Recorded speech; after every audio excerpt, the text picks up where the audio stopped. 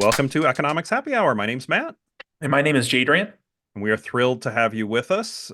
Excited for today's episode, but Jadrian, it is Monday when we're recording. How was your weekend?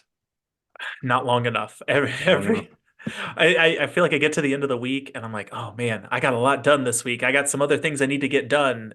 And then Monday rolls around and I'm like swamped. I'm like, where did I am so far behind already, and it's only Monday. Yeah, yeah. No, I can understand that. And I texted you during the weekend because we didn't realize until after we had spoken last time that our two teams played each other in the tournament. My team ended up getting the better of you, which is Uh, Iowa State doesn't generally make the Sweet 16, so it's kind of cool to see that from my end. But that's how stressful it was. Is I think I was like, oh, I'll watch the WSU game. Let me see what channel it's on. And I cut the cord. I don't have TNT. I okay, don't have the pass and all that sort of stuff. So I got to watch 10 minutes that came with the free preview. And then I just watched updates online.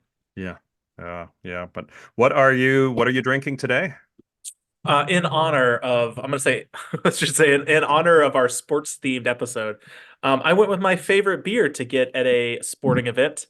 So it is not a craft beer at all. It is my favorite mass market light beer, Coors Light. I Coors found Light, I got a had a Silver Bullet. I think this is the last one of a six pack I bought for the Super Bowl. So of Coors Light, Miller Light, Bud Light, I'm a Coors Light guy. Okay. I'm okay with Coors or Miller. I'm a little bit more, but I'm going on opposite end of the spectrum, I think, from a Coors Light. Very not mass market. But I'm going with Rust. Let's see if I can get that. The light is shining wrong on this here. Let's see if I can cut it out. Ooh, Nice from the nice. Rusty Rail, an IPA. So Rusty Rail Brewing is about a 25-minute drive from my house in Mifflinburg, Pennsylvania. A And nice IPA, West nice Coast IPA. Nice West Coast IPA by the Rusty Rail. And I know you've highlighted it before. I'll have to highlight the glass because it's brand new to the I'm drinking podcast. I'm drinking straight from the bottle. Let's First time that I've used the Sigmund Y School okay. of Business. Could be a coffee mug or could hold beer. So can't buy it I in think stores though. I think we need to get some econ happy hour like pint glasses. I think that's I the I think that probably is the swag that would I would love it. You would love it, and I would think some of I our think fans so. would love it. I think some of our listeners absolutely would love it. I don't know if I think I've drank out of this in a previous episode. Virginia Tech gave these like silicone pint glasses, which I think that would be, I would be nervous about ordering like glass The pint real glass one. or ordering pint glasses to us and then shipping it out to the people listening. A lot I could think go we wrong. a lot could go wrong. I have coffee mugs for my newsletter, and I'm nervous about shipping coffee mugs out. Yeah, yeah, that's But fair. if we get one of these silicone ones, I think we could like get some yellow silicone, a black logo. I think some of our listeners would like that. Yeah, yeah. Well, cheers. Cheers, Matt. Uh, so today, Jadrian alluded to, and well, we're saying it's a secret. Everybody who's listening to this is seeing the topic on there, but we're going to talk a little bit. It's NFL draft season and NCAA tournament season just ended. We've had an episode before discussing name, image, likeness, but there's a couple topics very relevant to this time of year and how decisions are being made with name, image, and likeness that are a little bit different relating to the NFL draft, relating to college basketball, women's college basketball. Yeah. So, wanted to bring a little bit of that to you today.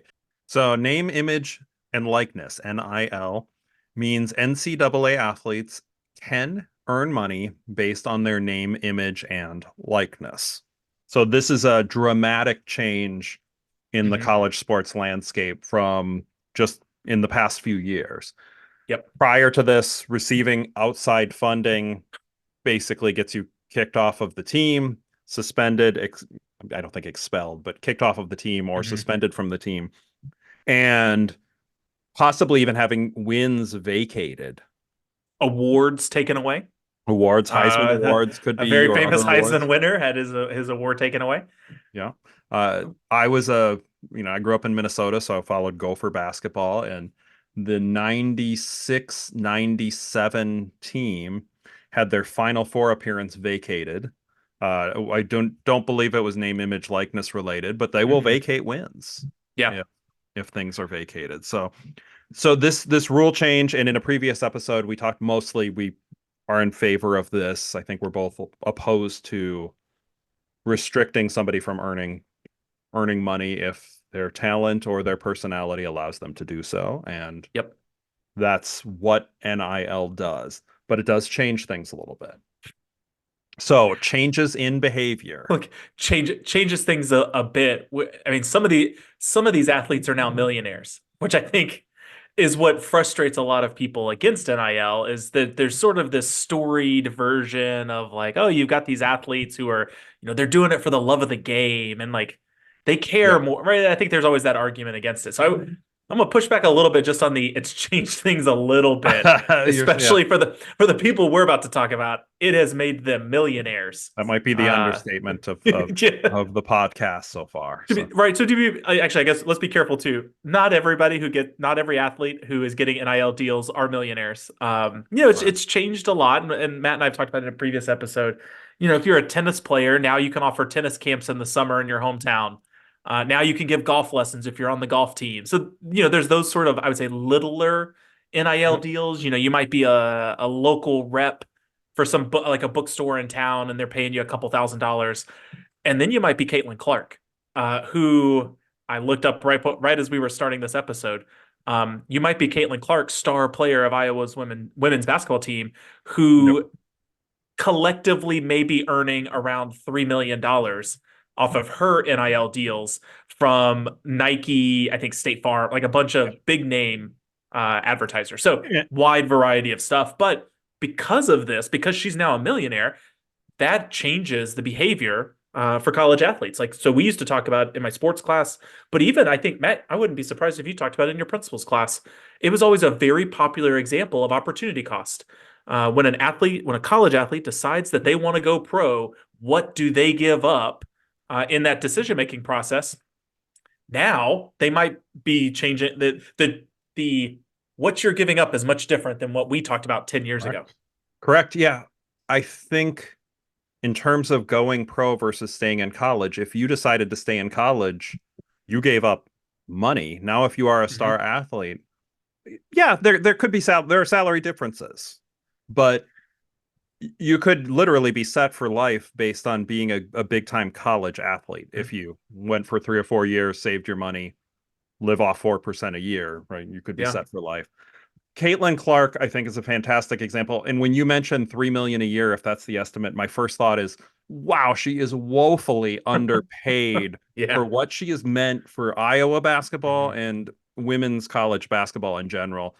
I don't know if you've watched much of her play. I did. I've watched both of her games so far. I don't know that she might be one of the most exciting people I've ever watched play. And just in terms of, she reminds me of Steph Curry, actually. That's the best concern. Ponytail Pete is her nickname. Okay, Pistol Pete Maravich. Yeah. But in terms of the ability to just be 7 feet behind the 3-point line and just go ahead and shoot it and make it, and like no fear whatsoever. But what she's meant previously, like Iowa and NCAA women's basketball have made a fortune off of Caitlin Clark, and they've still made way more than the $3 million that she's received. But 3 or 4 years ago, she would have received her scholarship, and that's it. Legally, that is all she would legally. Yes. But this is where Matt and I think this is why we wanted to start talking about this one. So, I mean, we will talk about other sports and other NIL deals. But just recently, one of the big things that kind of popped up in ESPN and stuff was this idea that, or not, I guess I shouldn't say idea, the story that she could play another year at Iowa if she wants. She has a COVID year. She can come back. But she is choosing instead, this will be her final year. She announced it before March Madness, and that she is declaring for the WNBA draft, where she will likely receive a base pay for a rookie in the WNBA of $76,535 is the first pro season. And so a lot of people were looking at that and going just absolutely confused, right? They're like, you're making millions on your college NIL deals. You could come back again. What are you doing going to make $76,000? But that's where Matt and I wanted to step in. NIL has given these players the ability to make decisions that are very different than what they would have made 10 years ago. Yep. But it's a chance to sort of reevaluate, like, why are the decisions now different because they have NIL experiences? Yeah. And Caitlin Clark's might actually not be different because she's earning sponsorship money now. She's earning sponsorship money before. And I would expect, assuming she played by the rules before and wasn't receiving payouts, the $76,000 salary plus the potential for a Nike endorsement or something else Mhm. would have far exceeded the zero she earned from Iowa. Now I think it's a fair question, right? You do receive Yeah. the NIL at Iowa. It probably was a very serious decision that she had to think about. And is it the money? Is it the competition? And for her, I expect she arrived at the same result. But there are players who maybe Mhm. choose to spend one more year in college basketball to develop. And yeah, maybe they make a million or two less, but in the short run, they make a million or two less. But Yeah. by developing, by playing in college that full year instead of perhaps riding the bench in the NBA, they keep getting better, and maybe their long-term income is quite a bit Mhm. higher. Well, and I think she's a great example of trying to figure out kind of this, like, this trade-off of opportunity costs, where the NIL deals that she has is very different than the deals that somebody else might have. And so those particular sponsorships are really important. So Caitlin Clark has sponsorships from I'm scrolling through the list, from Nike, from Hy-Vee grocery stores, from the Bose Corporation. Let me see if I can scroll through Tops, H&R Block. I thought there was one more on here. The Vinyl Shop, but I don't know what that is. Maybe I'm too Hmm. old. She has some big name, right? Let's use Nike as the perfect. I think Nike's probably the biggest one on that list. I mean, I could scroll through. I'd be surprised if in terms of athletes, I would be surprised if there's a bigger sponsorship than that one. But her declaring for the draft, realistically, if you're sitting in her shoes, Nike is still going to sponsor her as a first year rookie in the Yep. WNBA. Versus if we had done this 10 years ago, she would have been a phenom. She would have been great. She still would have been amazing, but she wouldn't have gotten those sponsorship deals. She wouldn't have had Correct. NIL. She still would have had to think, do I go to the draft or not? And maybe a company like Nike or H&R Block or State Farm or any of her sponsors, maybe they don't want to sponsor a first year. Even if you're the number one pick, they may not want to give the same sponsorship to a first year rookie WNBA player. But if they've been sponsoring you in college and they see how big you are, why not continue that Yeah. sponsorship? And so I think those sort of decisions are very, very different, compared to 10 years ago, where maybe you declare early, maybe you stay exactly what you said, right? Maybe not her. She's probably not a good example of this. If you're somebody else who has a local grocery store that's giving you $5,000, Sure. maybe you're willing to give that up, and that's not a big NIL difference. Loss, but Or exactly what you said, stick around, develop again, maybe get another NIL deal, wait a little bit, to see what comes out of it. yeah. We are recording this on Monday, March 25th, and it will drop. Caitlin Clark might be a national champion by the time this drops. We're not sure. So it'll be interesting to see what ends up happening on that. But just as an FYI for everybody listening, We don't know. we don't know. But we should have been we should record two versions to say, oh, it was so great how she performed in the title game. It was amazing. But Well, the Matt, I could actually make it worse for you. Based on timing wise, this would come out like 5 days after the championship. So, okay. So for everybody listening, she was amazing in the championship game. They won the title. It was so good, and you heard it here. Well, you heard it here last, but we said it first. So, yes. uh, so it's not just changing what folks are thinking about in college basketball. So there's Caitlin Clark making a Mhm. decision. There are college athletes who, instead of being what was used to be called one and done, who might decide to Yeah. stick around a little bit longer. But the NFL draft is upcoming. And I actually heard this on a sports radio that like Marvin Harrison Jr., who's one of the top wide receiver prospects in many years, and people are actually saying is the top prospect in the draft, but he's not a quarterback, so he's not going to be drafted first. But Caleb Williams, who's expected That's to the one go I was. number one overall, Yeah. they entered college, I believe, in 2021. So this is the first group of NFL draftees who have been only exposed to college with NIL availability. Hmm. And we wanted to have a little bit of a discussion on how would that change things? How would Yeah. that change the college football players' decision and the decision process? And how might college athletes who are the superstars maybe behaving differently because of this? So the first one, and I mentioned this beforehand, but to throw it out there, how much of a difference does this make that Marvin Harrison Jr., Caleb Williams, and others have been making business decisions now for 3 straight years for Hmm. serious amounts of money? How much does that change their thinking right now as they go through the NFL draft process? Well, and I think it goes back to sort of the same. I'm gonna frame it an opportunity cost because I think keeping it just like a really simple concept makes it really easy to think about. Whereas if we had looked 10 years ago, players they had to really kind of sell out for every single team. They had to go through the motions because if they didn't get drafted high, they would lose out on millions of dollars. So in American sports, once you declare for the draft, there are some sports that are slightly different where it's like baseball, you can be drafted but not and still come back for college depending on your age. But like for a college football player, once you declare for the draft, you cannot come back to college sports. You have to be an NFL player.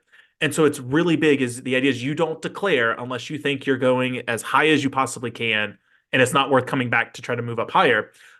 But a lot of these, especially the top players in that first round draft, they have millions of dollars in their back pocket.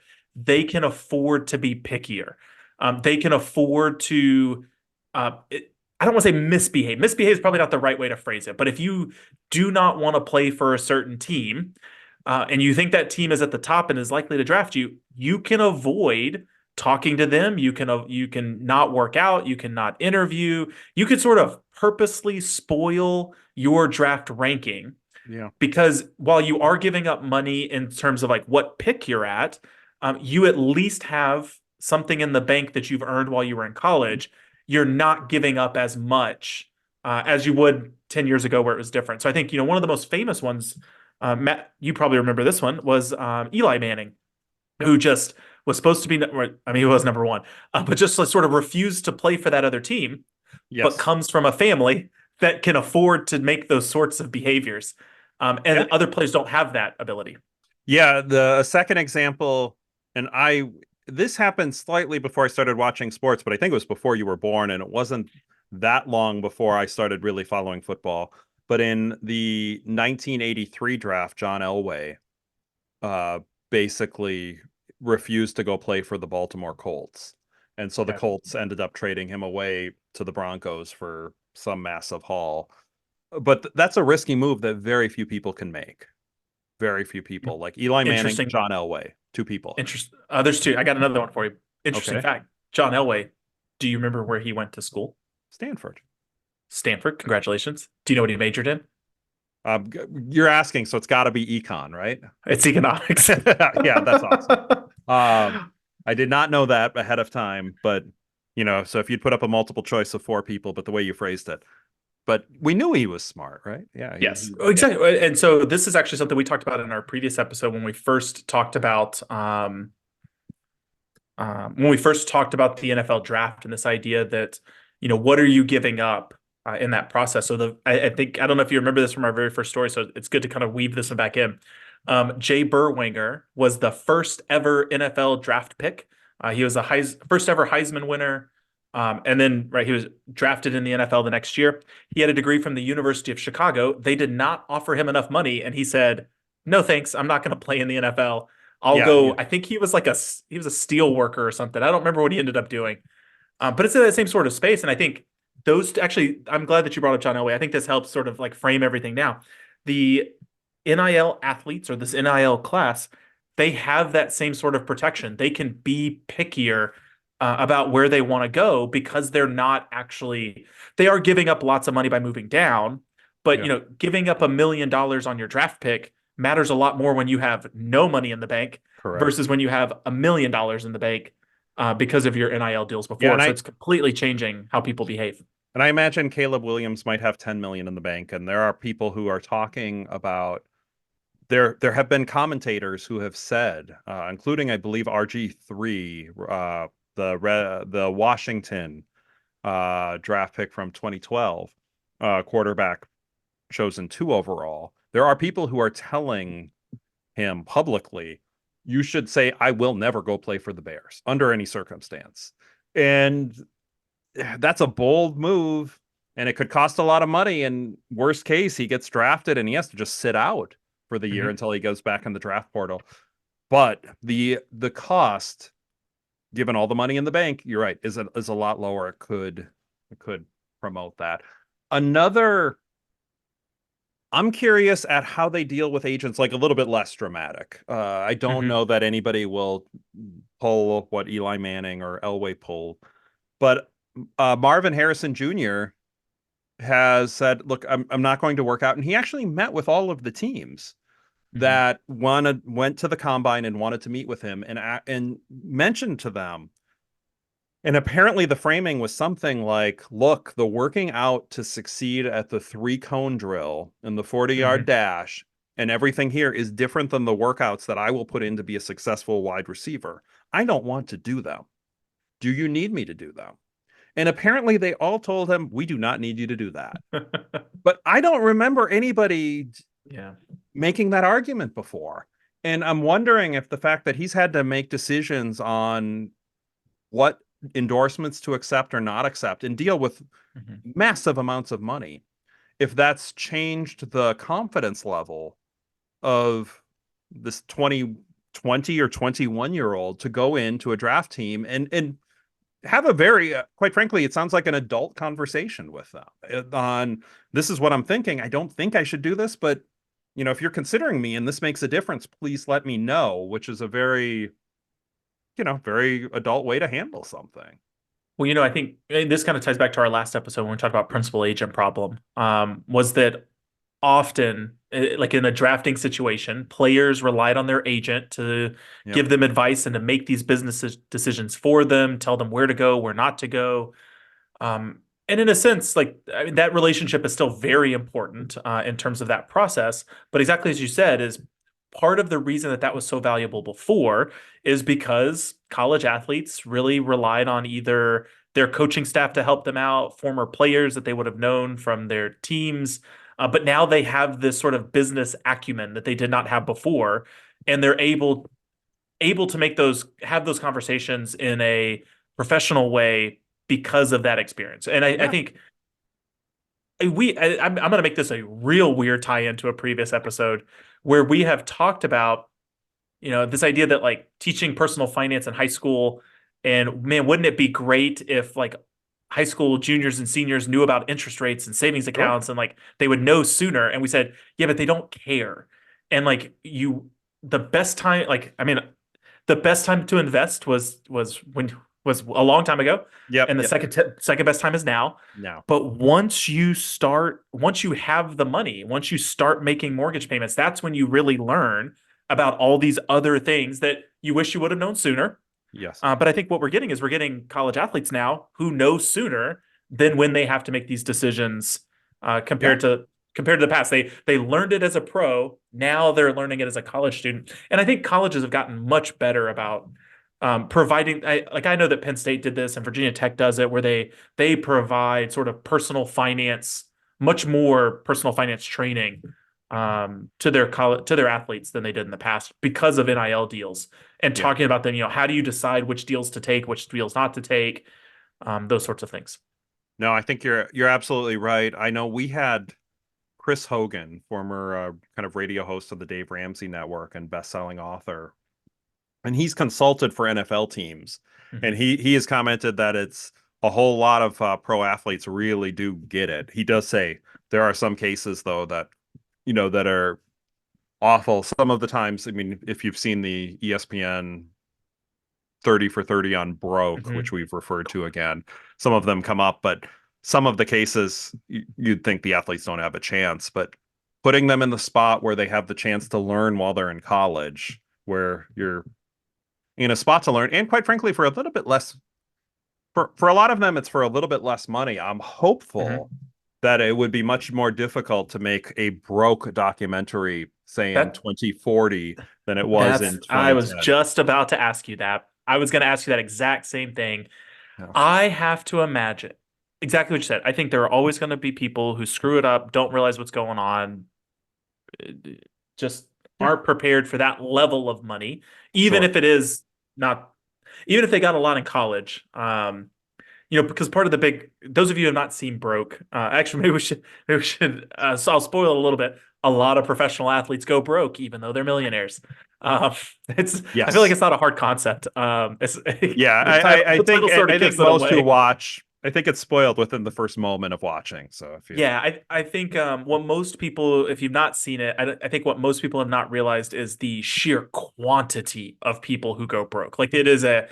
Matt and I are not talking about just a handful of people. It's like large percentages. I don't remember the numbers off the top of my head, but I feel like I remember it being like 40%, half. Like I remember it being a shockingly large number.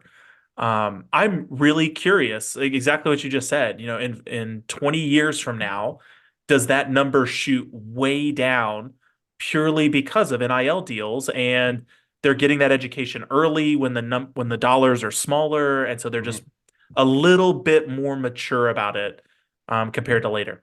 That'd be a great side effect. And I hadn't thought about that really, honestly, until we just started talking about this now. Yeah. What a great consequence of NIL if that happens, right? I mean, I have to imagine I can't imagine it would make it worse. I can't either. I have to Right. So imagine it yeah. probably makes it better. I don't know if it makes it 2 percentage points or 30 percentage points Yeah. better though. So So a big let me spoil the show a little bit. It's a great documentary. You should watch it regardless of what I'm about to tell you. But a big portion of it is basically yes, these guys and gal. Well, and it's really just it's that's NFL guys. and NBA players. Yeah, yeah. Some not really baseball players.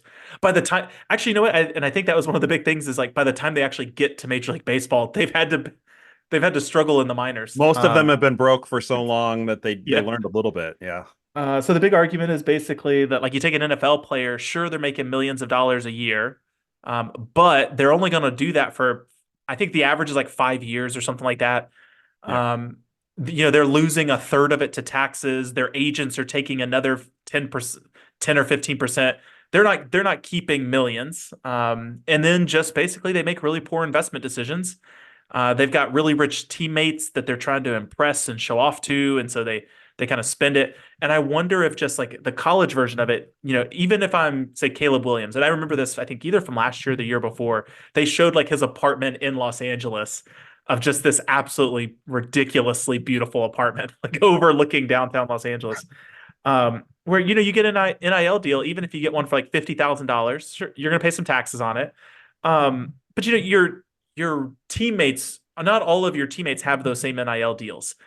So there might be a few players who are getting a ton of money, but like most of them are not.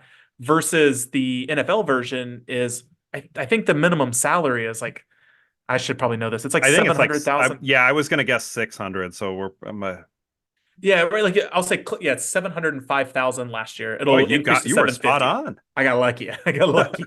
Um, I'll say they in the NFL they're all close to millionaires even when they start. Yep. And Yep. there's a lot of things you can do with $1 million. There's You can do a lot of things. Like yes, I think all of us would be a little happier with $50,000, but you're not gonna buy the crazy things No, like you no. would with $1 million.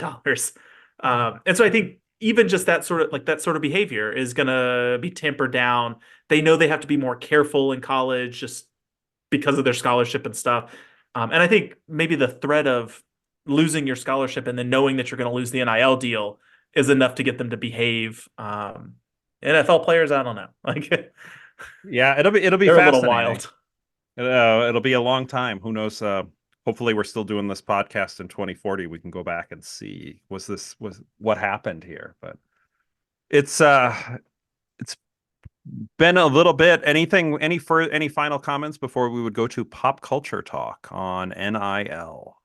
I don't think so. I'm trying to think of other places where there's sort of goofy behaviors in sports that are connected back to the NIL stuff. And I really think exactly what you said. I think, the decision of I think they're just there are young people making better decisions, and a lot of that just comes down to they're getting experience with getting to make these decisions. Um, and I can't help but wonder if there's some way we can take that to all the other students who are not getting those sorts of experiences. But then at the same time, I guess, most of our students are not graduating and going from $0 to $1 million. Even though Caitlin Clark, I guess, is only going to 75,000. Um, yeah, like how could I've always thought about this too, and actually maybe I'll weave this in for a broader perspective outside of sports. I think I saw this as a tweet or a Okay. Reddit post or something. A professor had posted that he had an extra day in his teaching, and how he had heard that all of his students talked about how they wanted to know about mortgages and loans and personal finance, and so he had set up a presentation to give them sort of the basics, personal finance 101 type thing. Yeah. Sent an email to all his students, said, "Hey, come to class. I'll give you this mini lesson I prepared for you. I've heard that you wanted it." And basically, like three students out of his 300 showed up. Oh, that's And it was horrible. but it's that same sort of argument is you say you want it, but you really don't Yeah. until you need it. So I wonder if like there's a future in maybe even our students seeing athletes go through these NIL deals, if even that is enough to sort of get them to recognize the importance of budgeting, planning, taxes, not necessarily because they're having to do it, but the fact that they're reading about their favorite athletes on their favorite teams going through this process. Like, I wonder if there's just sort of like a spillage of Sure. information that'll actually end up helping other people too. Once again, I can't imagine there'd be a negative impact. Is there a positive? Because it sounds like Probably. the work there. We know a researcher. We'll see if he's listening. We know Yeah. a researcher who loves to research about personal finance. Yeah. And Yeah. so maybe if he's listening to this podcast, he'll say it on his Twitter account. Maybe he has a fellow or a research assistant who will collect He's data. like 7 fellows or research assistants, so we know he has some. But He has some fellows, but I'm thinking about it in the sense of just like, you know, I think an easiest place to do is I wonder if there's some sort of surveys out there that have like tested, college student knowledge of personal finance, and then sort of looking at if a player on their team it just gets a ton of NIL, right? Are USC students better at personal finance questions because they're getting to see their yeah, their athletes go through this process versus you go to UC Davis and they they don't did their not players have don't Caleb they don't Williams. have a Caleb Williams, right? Yeah, yeah. Are Iowa students better informed about personal finance because my guess is exactly what you said. It's probably really small. It's maybe even nothing. I can't imagine they're worse, Yeah, yeah. but I'd be curious if sports fans are better at personal finance because they're getting to see this, especially No, at the that'd be college level. fascinating. In theory, right? You'd compare USC students 4 years ago to today, Iowa Mhm. students 4 years ago to today, and for a control group, you could go UC Davis and Like a couple you and I small like schools in college Iowa. sports, but I mean, Yeah, college sports are large. Like college students really watch a lot of college sports. yeah, yep, And so I'd be really curious if there's probably some sort of really creative way of testing that. yeah. How can we get our students to be better informed about personal finance Yeah, that's a great decisions? I question. would love Great that. question. Any All right, pop pop culture? culture. I don't know. So there's this great ESPN documentary called We Broke. have discussed broke, and that's about as good as I'm going to have for NFL. I could do a Yeah.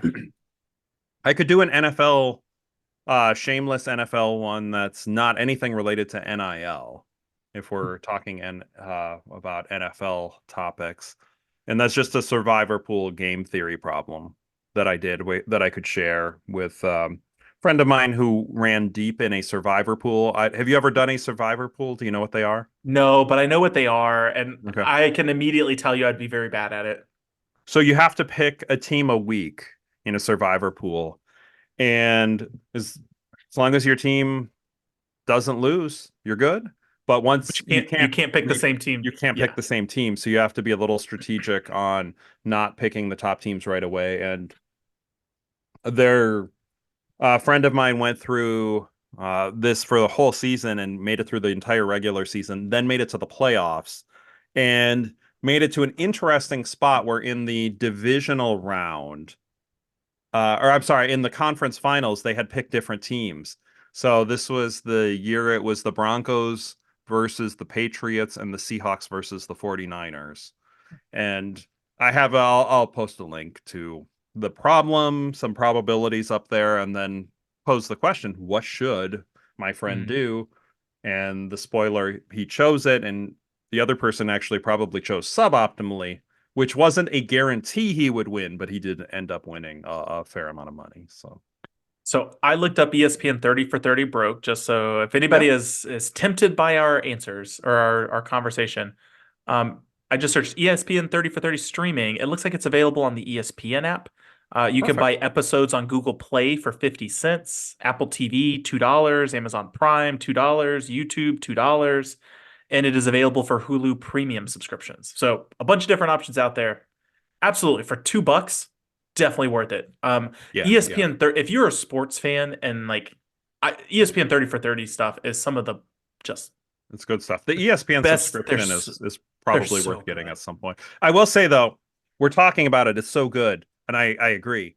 It is not a I'm excited. I got a night off. I'm in a good mood, and I want something fun to watch. It's not fun to watch.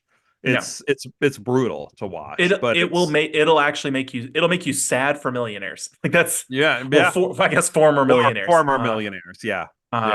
Yeah, just the quantity is. Actually, that's probably true for most of their documentaries. Now that I think about it, I think Yeah. they all sort of have a Some of sad them. one.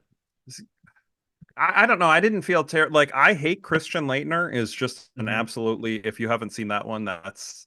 I don't know that I felt sad after that. I've it has you questioning a lot of things in it, and there's some parts you're like, I Yeah. can't believe people did that stuff. But part of it's probably Christian Leitner's on there, and he's a reasonably seems like a well-adjusted person. But some of the stuff that happened there, you're like, is just absolutely brutal. And Yeah. like, Once we well, log off, I'll share one of my other favorite ones. It's something sounds different, but good. I'll save it for after. Save it Yeah, for yeah. the post conversation. The post conversation. Maybe we'll keep recording for whenever we monetize. This will be the sub conversation people get. Exactly. But well, Jadrian, thanks again for a great conversation. To all those tuning in, thank you again. We'd love comments, likes, 5-star reviews, all of the good stuff. We appreciate everybody who does tune in.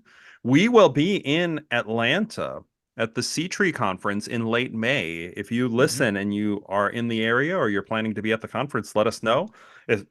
I think we'd like to do some live Yes. interviews there. So if you'd love to come on and talk about your area within economics, that would be a lot of fun as well.